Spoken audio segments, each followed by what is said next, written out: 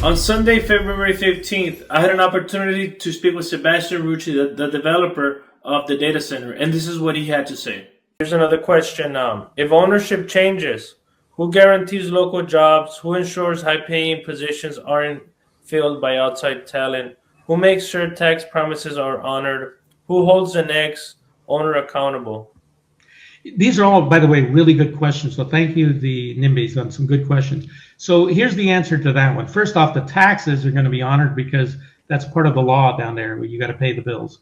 The other thing is some things you can do through agreements. Like, for example, we have an agreement with the county, and these agreements will bind the future. They'll tie with the land. Like if we do it with the city of Imperial, they'll be tied with the courts, or they'll just be agreements that we make that continue these promises. Like, for example, my agreements with the unions already bind the future buyer to live with those. And then that'll be part of me doing it with the contract with the future buyer to bind by those. And so we've already done all that. So tying down the promises isn't really the problem. They will be tied down, they will be guaranteed, and they'll go with the land. The question is, let's figure out the promises.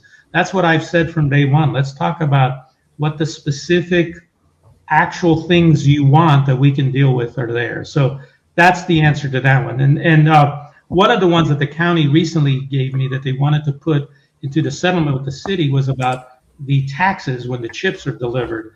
And then I said, well, let's just do that between you as another promise. And then these are all promises that are enforceable in court. The fact is, the people that are looking to do this ultimately in the big picture, they're not looking to avoid these expenses. They're just looking to avoid the noise. They just want a good, friendly environment. That's why Texas is so busy.